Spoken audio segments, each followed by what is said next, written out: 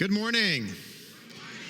So who out there of you you describe yourself as having a green thumb? How many of you are, you like gardening, farming maybe? How many of you like doing lawn care? Like you're into your lawn? Any of those? All right, a few of those. I'm not, except that I have to be. Back in 2009, when Renee and I moved our family into Sanford, we were looking at the house that we currently live in, and the person that was showing us the house had said something about the yard, the house and the yard next to us. It was going into winter, so it was kind of hard to tell, but it looked a little strange. And so he described the yard next to ours as being, I can't remember exactly the word he used, but it might have been something like natural. Organic, maybe. Literally told us that they hired the University of New Hampshire, like some particular kind of class, went and set up this thing. And so anyway, we're assured of its beauty. Well, it turned out when we got into spring, it was anything but beautiful.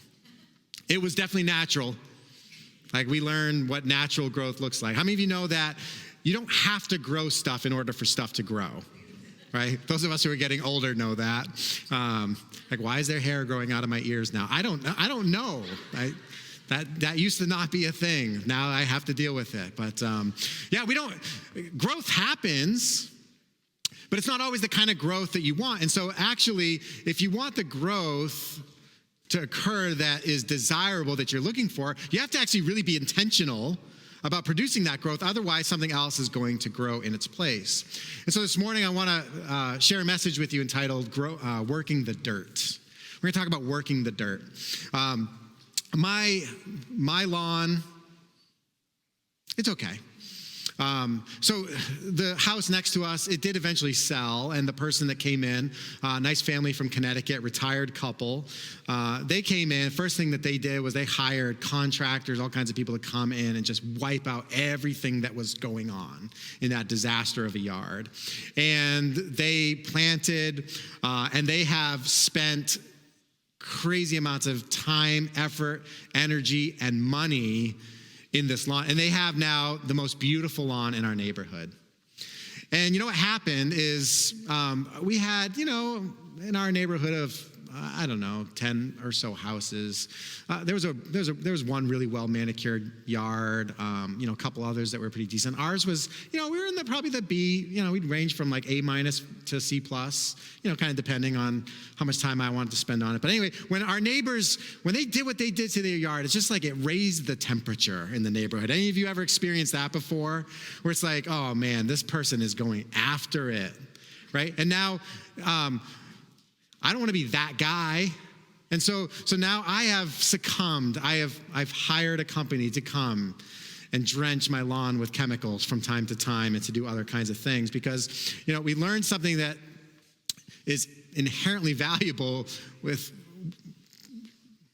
the idea of what happens behind growth, both in the ground and also in our lives. And so I'd like to share with you a parable that Jesus told as we're doing in this series. We're looking at these little short stories, these little short teachings that Jesus gave to talk about and highlight truth about his kingdom.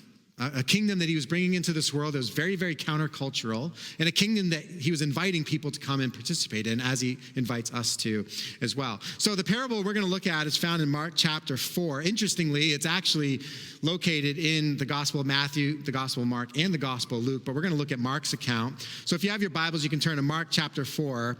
I'm going to read the parable, and then also, fortunately for us today, Jesus interpreted the parable.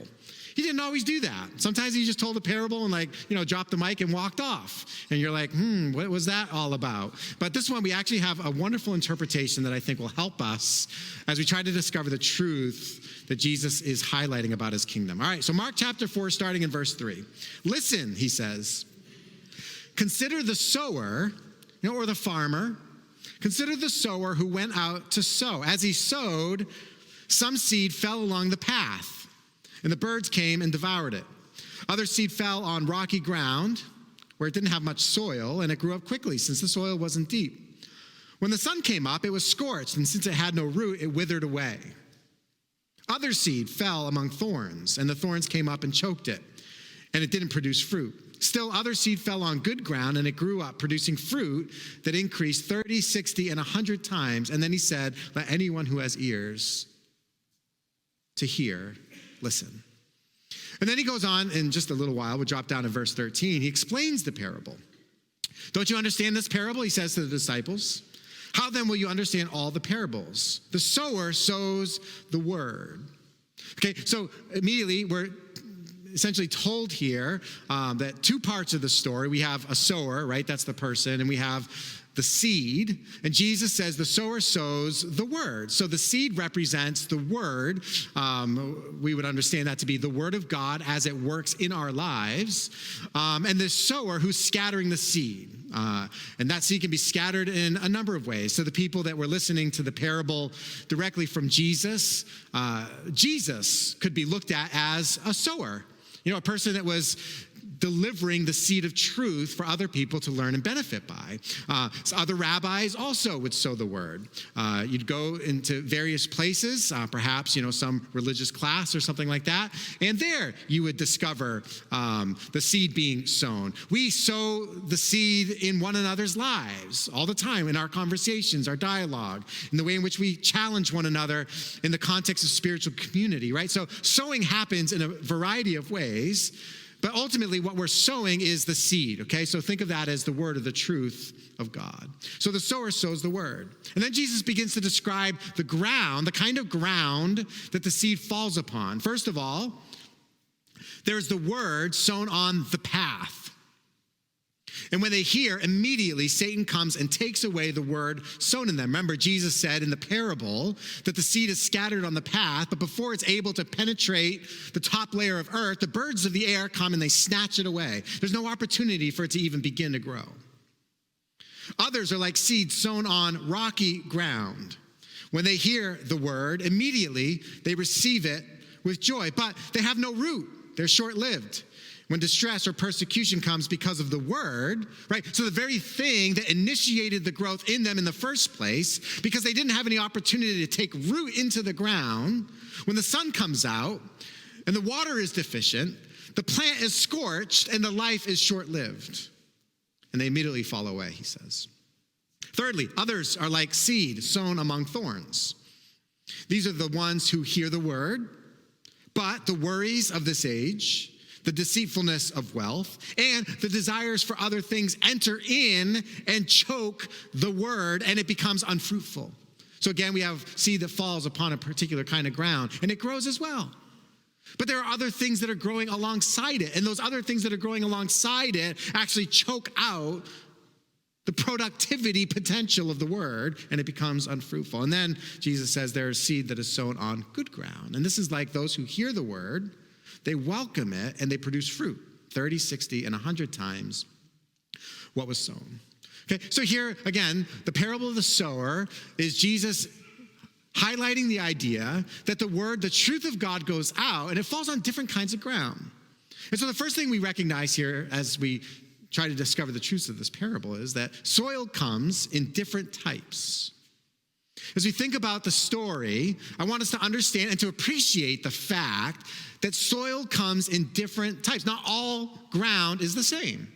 Some of you, you'll go home today and your yard, you would recognize that there are portions of your yard in which the soil is different from other portions. Maybe the soil of your yard is different from the soil of your neighbor's yard. And so you have a better or worse lawn, right? There are different types of soil. Now, interestingly, the sower in the story doesn't change, right? The sower is the same. In all three cases, the seed is sown, the sower is the same. And, I think about the experience that we're having right now together, right? You all have come, and here we are listening to the teaching from God's word, and we all collectively represent all different kinds of soil, right? In fact, as I was reading the parable, and we'll get into it, but maybe you had immediately were able to identify with one particular kind of soil that Jesus was describing there. But that's the reality. Like in this cross-section of people, we have in the room people whose hearts are like all four of these soil types. And so we ask the question, well, how can people sitting in the same audience, listening to the same preacher, the same scatterer of seeds, all walk away with a different experience, have a different take? You might get in the car today with somebody on your way home from church, and you and the other person in the car have an altogether different take on what occurred here this morning. Why is that? It wasn't that one of you was listening to this preacher and somebody was listening to another preacher, unless you have headphones on or listening to a better sermon than this one, right? We're all listening to the same thing. In fact, the seed itself is the same, right? The very thing that we are surrounding here and listening in on is the same. The seeds are the same. How can people that are in the same audience hearing exactly the same material be impacted in such wildly different ways? And like, that's the reality. There are going to be some that are impacted in some particular way, others that are going to be impacted completely differently, some that maybe walk away feeling like they weren't impacted at all. Why is that? The seed is the same. The words we're all hearing are exactly the same. The delivery mechanism is not going to change from here until, in the next 25, 30 minutes or so. What's different is the soil, right? There are different soil types. Soil comes in different types. Now, that's the first thing I want you to know. Second thing that I hope that you can hear is that all soil is valuable. All the soil is valuable. Every little bit of it. Like I said, represented here in this room are people whose hearts represent each of the soil types. And I think it's very important for us to understand and appreciate that every kind of soil is valuable. Now, in order to believe this, perhaps you need a refresher on what we talked about the last couple weeks in the story of the prodigal son, right? Which was that the heart of the father longs for that which is lost to be recovered, right? And experiences joy when his son comes home. Like, what is that all about? That teaches us that God has a crazy degree of love for people of all kinds, right? And so if you happen to identify with one of the soil types that might sound a little less desirable, I don't want you to check out. I don't want you to feel badly. I don't want you to feel like this isn't for you, right? Because you don't fall under the category of, I'm in a place where I would say my heart is in a good place, where the soil is good, that it's prepared and ready to hear whatever it is that you want to give me. Every kind of soil is valuable to the heart of our Father. There's a story in the Bible of when Moses first encountered God. There he was all by himself, and suddenly a bush just torched on fire. But the bush wasn't consumed, and not only that, a voice spoke from the bush to Moses. It was God. It was the presence of God. And the voice spoke to Moses, among other things, said, Moses, take the sandals off your feet, for you are standing on holy ground. Why? Because the presence of God was there.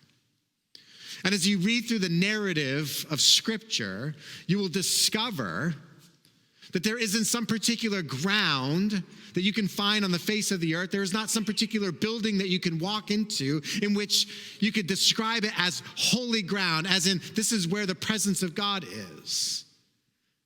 But as soon as we start talking about the human heart, the heart of you and the heart of me, now we're talking about a place that's holy. We need to understand that to appreciate the fact that every kind of ground is valuable.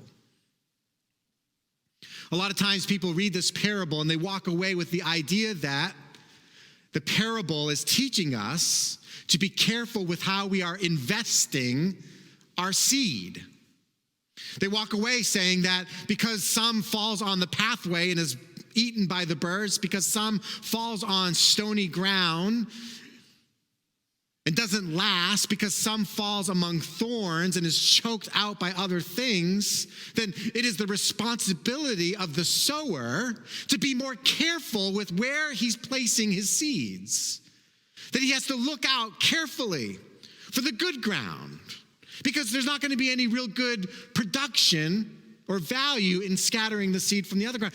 Not only do I not think that that is the point of the parable, that might even be leading us in the opposite direction of what I think Jesus actually wants us to understand about his kingdom. If every human heart is truly valuable, that means that every soil type is also valuable. The point of the parable was not, hey, be careful where you're spending your seeds. And so I want to look at the kinds of soil. And as we do this, I invite you to think about and discern whether you identify with one of these particular types. First of all, Jesus, and we'll kind of get into the interpretation of the parable, starting in verse 14. Jesus said, some are like the word sown on the path. When they hear, immediately Satan comes and takes away the word sown in them, right? So we have some seed that is scattered on the path. The pathway it's a heart. It's a place where, it's not conducive for growth because the seed is not able to get under the earth. Now, any of you who have planted seeds, even grass seeds, like you're not supposed to just scatter grass seed. If you do that, you have to hope that the seed actually gets under that layer of earth so that it can actually start to grow, right? So you're told a lot of times when you're scattering grass seed, like to shake up the earth, grind it up a little bit so that the seed can actually get covered by the earth. Not only so that the birds won't take it away, but so that it has a place to grow. A pathway is not a very great place for growth to occur. And so Jesus likens this particular condition of the heart as one who hears the word but doesn't understand it. And so before the work can even begin, it's already ended, right? Jesus said the birds of the air come and they snatch the seed away, and says that's like Satan coming in, right, and snatching away the potential for some growth to occur. You might be here this morning and this would describe kind of where you are. And maybe you're sitting here and you're, listening, observing, watching, just kind of taking it in, but ultimately you're sort of beside yourself with wonder, and you wonder, I don't understand. I don't understand how anyone can believe this stuff. A lot of people that when they encounter Christianity, either real, solid, valid forms of Christianity or many of the counterfeits that exist out there, they wonder, like, how can anybody believe this stuff? Maybe you're sitting here thinking, I don't understand why any of this would be important to anybody. I don't understand why a band gets up here and they're, singing this song that I'd never hear on the radio, and everybody's standing up and, I was going to say clapping, but we don't do that here at Curtis Lake, right? I don't understand why any of this would be important to anybody. And what we're seeing there is that there are barriers for many of us. For many people in the world, there are barriers that have been set up that don't allow them to experience the initiation of growth in their lives for a whole bunch of reasons. Like they're just closed off to the potential for what God wants to do in their lives. And so what we need to do is we think about our role, our responsibility in people who work the ground. We as a church, we need to break down the barriers for some. If you're sitting here today, I hope that you'll find here at Curtis Lake a place that can help maybe break down some of the barriers for you. We did a little of that last night, I think. We don't do trunk or treat because we love candy, right? We do it because it's an opportunity for us to engage the community in a way that means something to them. I don't know how many people were here, but there were lots of them. The line took well over an hour for people to come through. Hordes and hordes of people. And so what we're doing is we're trying to understand and appreciate that there are, for some people, a barrier to even thinking about going to a church service. Why would I ever do that? Maybe some of them are even scared, or at least tentative at the idea of walking into a church building. I bet somebody in that massive crowd last night, I bet that somebody had a different idea of what it looked like in here, like in the building. But at some point, they had to go to the bathroom. Or their kids had to go to the bathroom. And so they had to walk in. And when they walked in the doors of the church and they were directed to head over to where the facilities are, I wonder, did somebody go, well, this kind of looks like a normal church building, or a normal building, right? And they're thinking that because they had a conception, a preconceived idea of what a church building might look like if they ever walked in. It's just like stained glass everywhere. Maybe there's a musty fragrance from all the oldness that's in there. Maybe there's some angelic statues, clothed or unclothed, I don't know.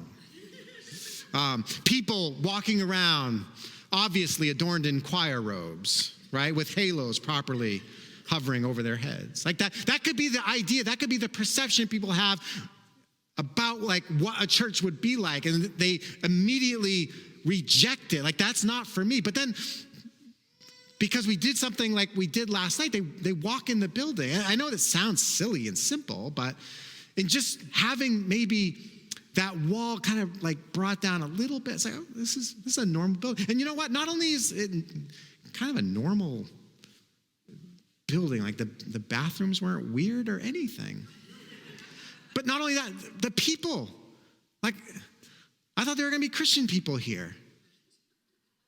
I didn't see any Christian people. Like, there's like no weirdos, right? I think I was the weirdest one here. Like, that's what maybe the experience. Again, it's having some barriers taken down that might have been there. And so what we need to do as a church is we need to help break those barriers down. What we need to do as people, right? Those of you, if I could just talk to those of you that are following Jesus this morning. You need to break down the barriers that have been erected between a person and the potential for putting faith in Jesus in the way in which you live your life. You need to be an attractive ambassador for Christ in your workplace, at school, out in the marketplace, among your neighbors, right? Not some weird, mean-spirited, hateful, just the kind of person that, who wants to be like that?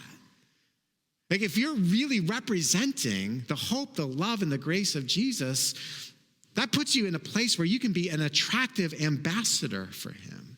I really believe that everyone deserves the opportunity to know a kind, gracious Christian.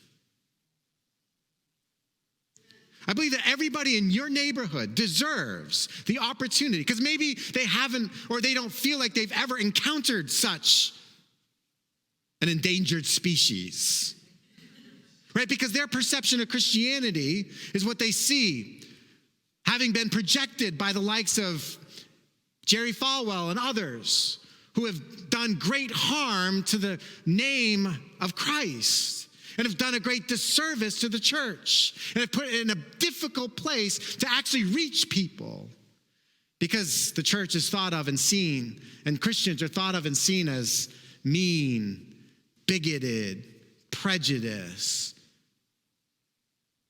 people that I wouldn't want to be associated with. You need to be an attractive ambassador, because I believe every person deserves to know somebody who's a kind, gracious, and loving Christian. Jesus goes on, he says, others are like seeds sown on rocky ground. When they hear the word, immediately they receive it with joy, but they have no root. They're short-lived. When distress or persecution comes because of the word, they immediately fall away. And so now here we have the second soil type, that of rocky ground.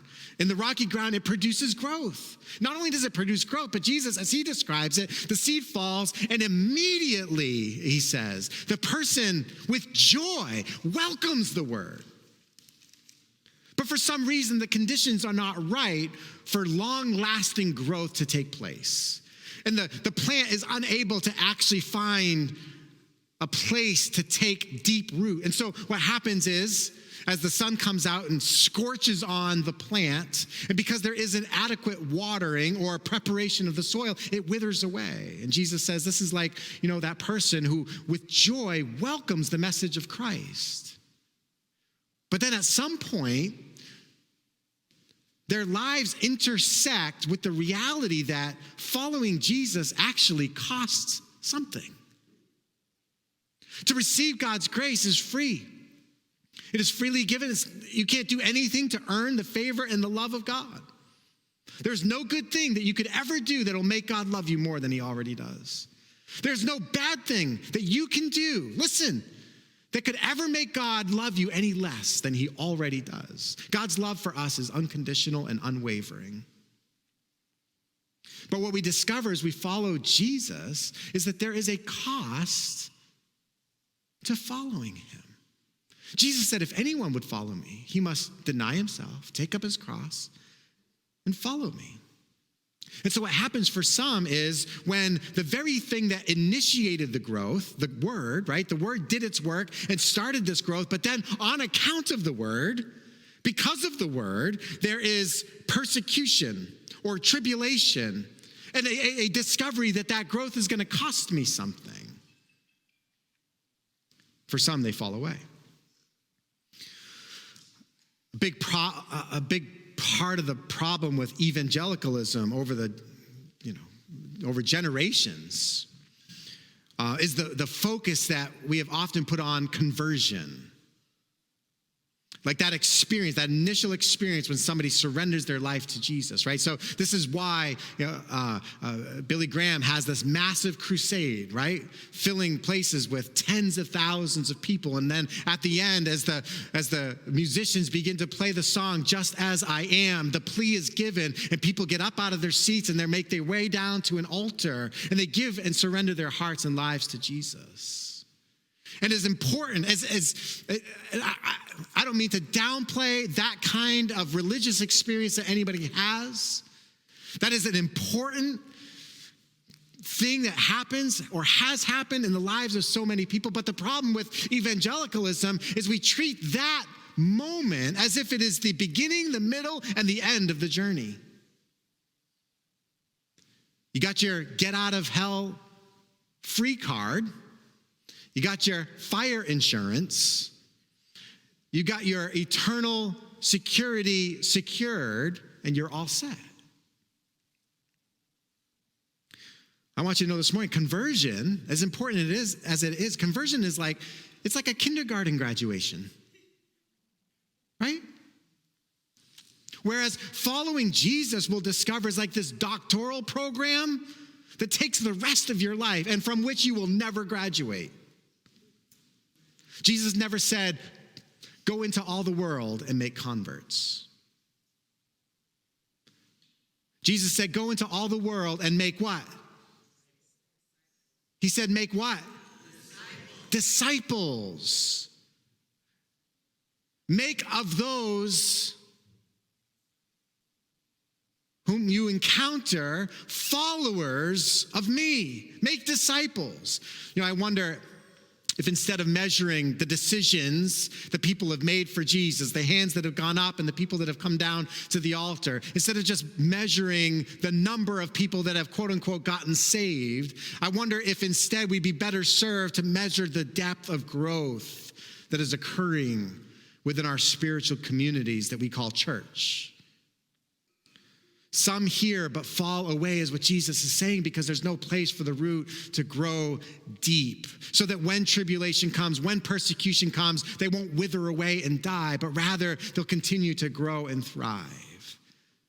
If that describes the condition of your heart this morning, I don't highlight it in order to make you feel bad or irresponsible with where you are. I just want for you to understand maybe a little bit of what you can do to improve the condition of the soil. What you need, if this is you, what you need is community.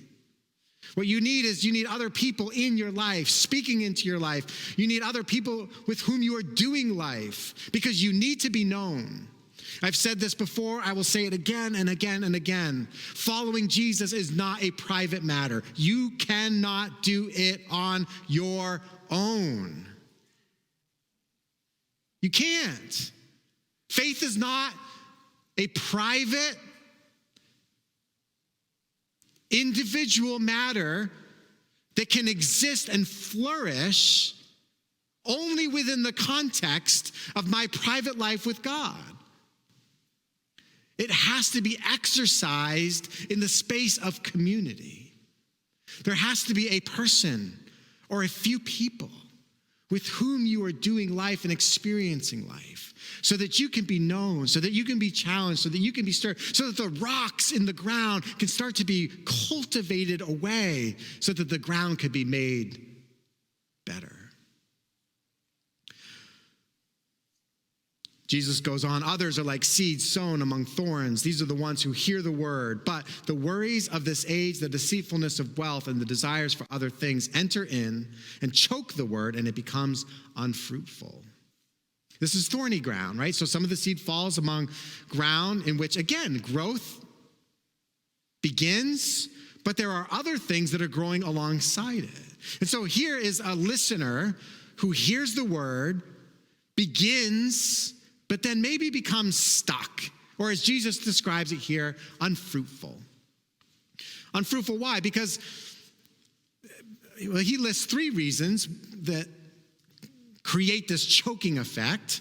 There is the worry of this age, there is the deceitfulness of wealth, and there is the desire for other things. And so what he's basically saying here is that, listen, growth is going to happen, but the desirable growth, the growth that we're looking for, the growth that actually produces something fruitful, it's eclipsed by other things. The ground of our hearts definitely accommodates growth. But it's not just the growth of the word inside us, other things can grow as well and alongside it. You know, as Jesus was talking about the cares of the world and the deceitfulness of riches and all of that, I mean, think about his audience. Like, we're talking about an ancient people, and even they, without all of the stuff that we have available to us today, even for them, Jesus begins talking about the worries of this age. How many of you know we have worries in this age? Imagine if Jesus suddenly transported into this time and space. Think about the worries of this age that he might address that are choking out the word. I mean, he preached this before cell phones were invented. How many of you love the fact that you can always be reached? Right? And if you do happen to separate yourself from your cell phone for a moment, good news is you got a smartwatch connected to it that can remind you that somebody's trying to get in touch with you. Before the day of Netflix queues that were creating anxiety in people, that they had to hurry up and get through this season of this series because that season of that series is about to launch and I'm going to be behind everybody else. How many of you have an Amazon list? You bunch of liars.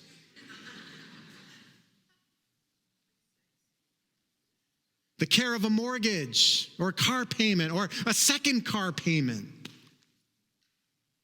We build these houses and, the 2-car garage used to be wonderful and novel, but we discovered it's not big enough. We got to build a 3-car garage. So we have some space to store all of our stuff, right? And then when that's not enough, then we go and we pay somebody a rental fee for a storage locker to store our other stuff. I mean, we are loaded with the cares of this world. You can look at your calendar. You can look at what you have coming up over the course of this next week and discover there is plenty growing up alongside the work that the word wants to do in your life, and it is choking out the fruitfulness that God wants to see evident in your life and in mine. I don't know about you, but this is a particular kind of ground that I can particularly identify with. In and out I seem to go, from being a place where the ground is good to where the ground is just thorny and full of weeds. Sometimes shallow and rocky, quick to start, but unable to finish. Sometimes even my heart is like that pathway in which the seed can't even begin to penetrate and grow.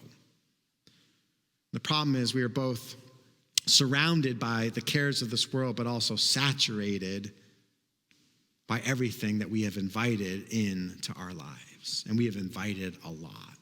Now listen, nobody sets out to be unfruitful. Nobody starts this thing and says, you know what? Here's my vision of what it means to follow Jesus. I want to be an unfruitful Christian. None of us do that. This is like what Jesus is describing here is just plain old normal, right? It's the natural growth. It's the neighbor's yard with whom we initially moved in. Just natural growth. I mean, things are going to grow. The question is, how intentional are you going to be about what you're doing with the soil to make the kind of growth that you actually want to take place? And so what I think the whole thing kind of boils down to is not that the seed needs to be replaced. There are a lot of spiritual communities that are replacing the seed. They think the problem is I need newer and better seeds to scatter on the ground if people are going to hear and listen. The problem is not the seed. The problem has never been the seeds. The problem isn't even so much the sower. I mean, you could do better, right?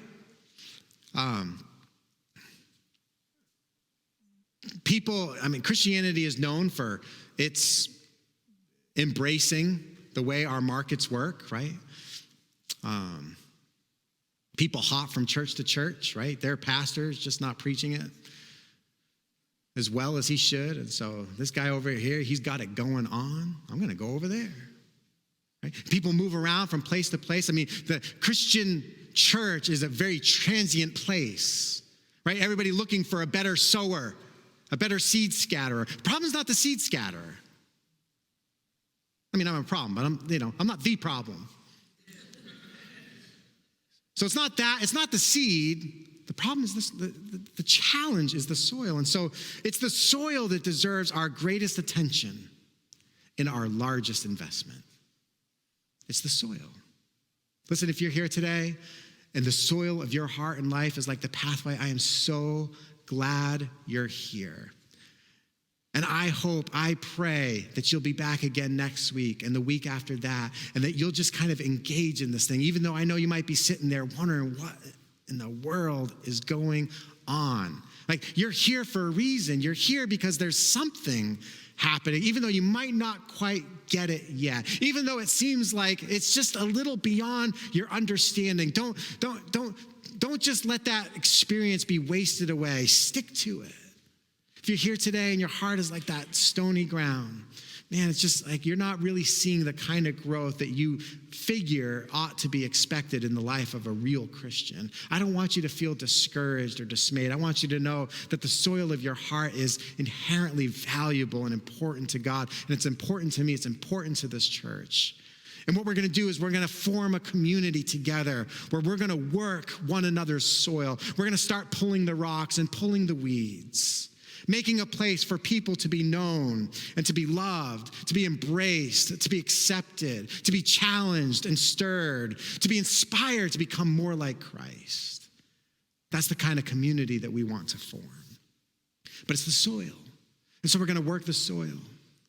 We as the church, those of us that are involved at leadership levels, like our mandate is to help cultivate the soil. The responsibility, every single one of us, whether we have influence or some kind of leadership position or not, is to also engage in the process of working the soil, of turning that which is maybe a little less than ideal to something that can truly produce fruit. Because I believe all soil can become good soil. All soil can become good soil. Here's the work of the church. Here's the work that we're doing as individuals. We've got to break up the paths, dig out the rocks, pull out the thorns and weeds, so that the soil is being made good. All soil can become good soil. Did you know, if we wanted to, we could grow a garden in the middle of the street here on Westview Drive. right? We could do that. We'd get in a lot of trouble, but we could do it. I mean, it would take some jackhammers.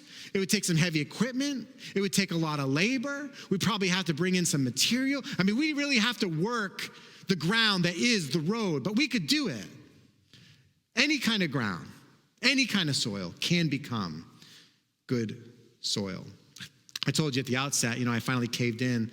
I got this company that's coming in. So they did a test of my soil. And here's the results of my test. This is my test. Apparently, my lawn is deficient in lime. I need more lime. Who doesn't, right? Got to raise the pH. I love this. They have an organic supplement that they are willing for a mere couple $100 to spread all over my lawn.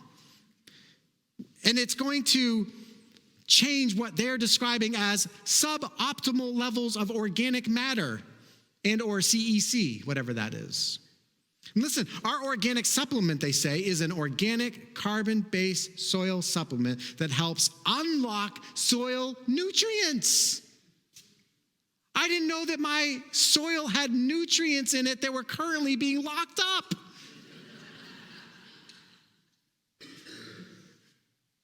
Right? Isn't that us? Like we're all sitting here today with nutrients that are currently they're locked up.